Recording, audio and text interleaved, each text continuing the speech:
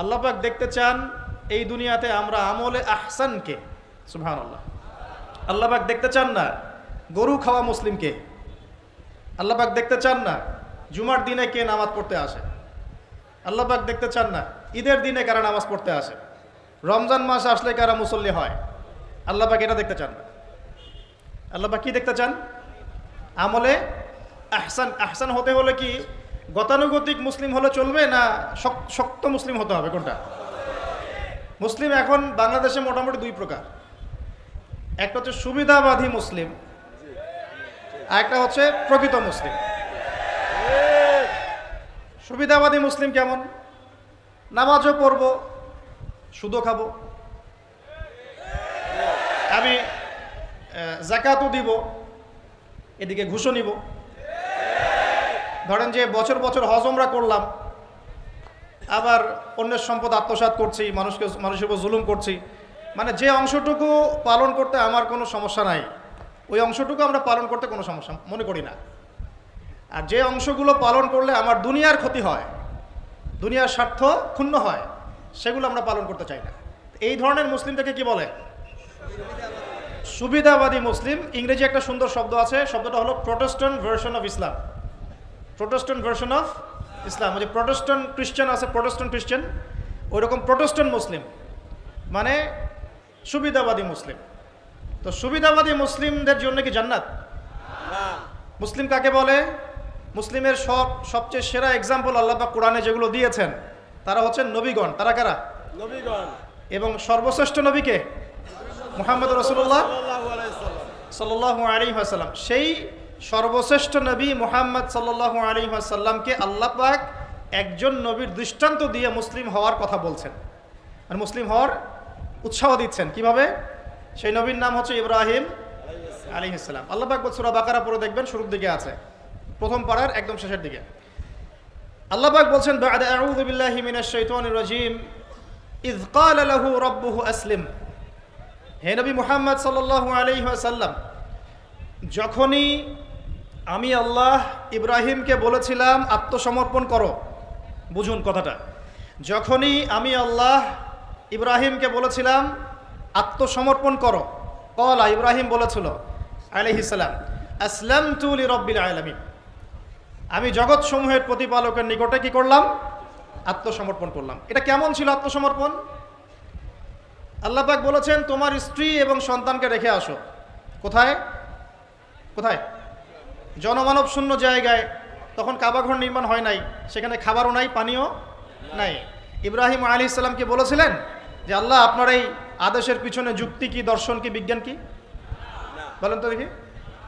ইব্রাহিম আলাইহিস সালাম কি আঙ্গুল তুলেছিলেন আল্লাহ পাকের আদেশের উপরে? না। এটা হলো মুসলিম।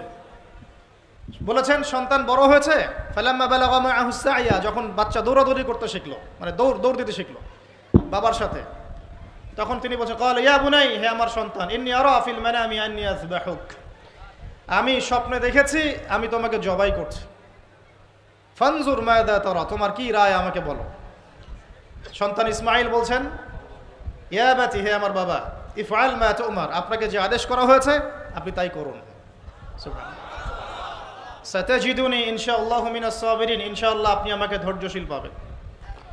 এই যে বাবা ছেলে, এটা হলো মুসলিম, এটা হলো ইসলাম। ইয ক্বালা লাহু রাব্বুহু আসলিম, আল্লাহ যখন তাকে বলেছেন আত্মসমর্পণ করো, ব্যাস তিনি বিনা বাক্য ব্যয়ে আল্লাহ পাকের হুকুমের সামনে মাথা পেতে দিয়েছেন। এর নাম হলো কি? এখন বলেন এই মানদণ্ডে আমরা কতজন মুসলিম আছি এখন?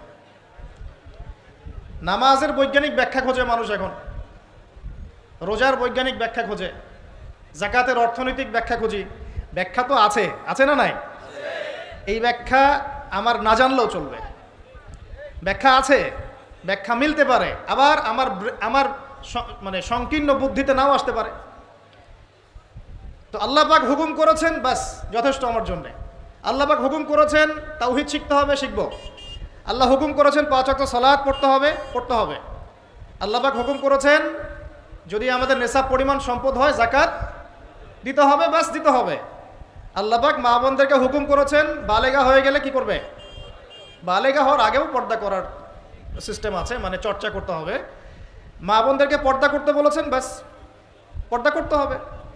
আল্লাহ পাক বলেছেন সামর্থ্য হয়ে গেলে হজ করো। আল্লাহ পাক আমাকে আপনাদের সবাইকে হজ করার তৌফিক দান করুন, আমিন। হজ করবে। আল্লাহ পাক বলেছেন যেখানে জুলুম হচ্ছে একে প্রতিহত করো, করতে হবে। প্রতিহত করার অর্থ এই নয়, প্রতিহত করার অর্থ কি?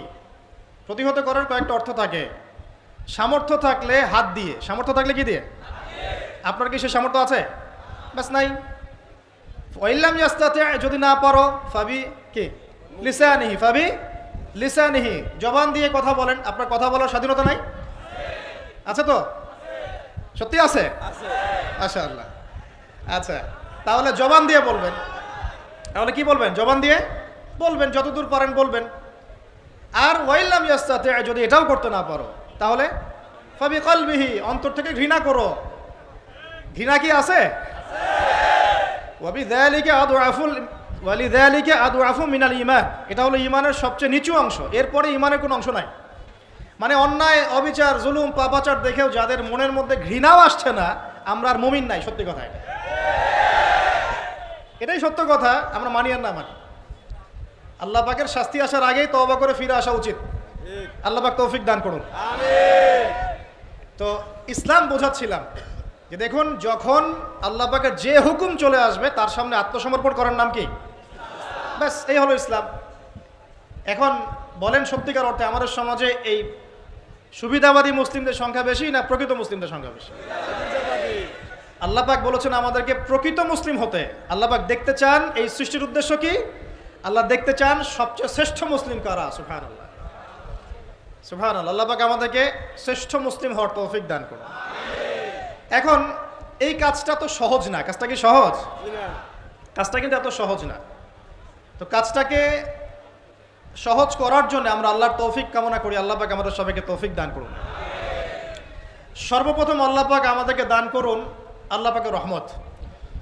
আল্লাহ পাক আমাদেরকে দান করুন আল্লাহ পাকের মারেফত, আল্লাহ পাকের দ্বীনের বুঝ, নেক হায়াতের মধ্যে বরকত এবং সঠিক বেঠিক ভালো মন্দ বোঝার ক্ষমতা এবং হক চিনে গেলে তার উপর অটল থাকার তৌফিক। আল্লাহ পাক আমাদের সবাইকে এগুলো দান করুন, আমিন। তারাবির নামাজের বৈঠকে হুজুররা অনেক দ্রুত দোয়া পড়েন। আমি যদি দোয়া শেষ না করে সালাম ফিরাই তাহলে কি আমার নামাজ হবে? আত্মাহাতু পড়ে ফেলেছেন, তারপর যদি সালাম ফেরান নামাজ হয়ে যাবে। দুরূদ শরীফ যতটুকু পারছেন ততটুকু পড়ে যদি সালাম ফেরান তাতেও আপনার নামাজ হয়ে যাবে। আমার শ্বশুরবাড়ি এলাকা মহিলাদের মধ্যে প্রচলিত আছে পিরিয়ড হলে গোসল না করে বাড়ির কোনো কিছুতে হাত দিলে সেটা নাপাক হয়ে যায়। আমার শ্বাসকষ্ট আছে, একটু ঠান্ডা পেলে অনেক বেড়ে যায়। শাশুড়ি বা যা এর জন্য একরকম বাধ্য হয়েই সকালে গোসল করতে হয়। তাদেরকে বোঝানোর চেষ্টা করে ব্যর্থ হয়েছে। এতে কি আমার সাথে জুলুম করা হচ্ছে না? মতো অবস্থা করণীয় কি? অবশ্যই আপনার সাথে জুলুম করা হচ্ছে। আপনার শাশুড়ি, আপনার যা সহ আশপাশে যারা এই প্রথায় বিশ্বাস করেন তারা ভুল বা ভ্রান্তির মধ্যে আছেন। এটা শরীয়তের বা ইসলামের কোনো নির্দেশ নয়। মেয়েরা মাসিক অবস্থায় কোনো কিছুতে হাত দিলেই, গোসল ছাড়া হাত দিলে সেটা অপবিত্র হয়ে যাবে, এরকম কোনো কথা নেই। বরং যে কোনো কিছু তারা ধরতে পারেন, রান্নাবাড়া করতে পারেন, কোনো সমস্যা নেই। পিরিয়ড অবস্থায় প্রতিদিন কোনো জিনিস ধরতে হলে দিনের শুরুতে গোসল করে নিতে হবে। এটি নিছকই আমাদের নিজেদের বানানো বিশ্বাস এবং সেটা আরেকজনের উপরে চাপিয়ে দেওয়া অবশ্যই জুলুম। তাদেরকে আল্লাহ হেদায়েত দান করুন, তাদেরকে আল্লাহ তাআলা বুঝার তৌফিক দান করুন।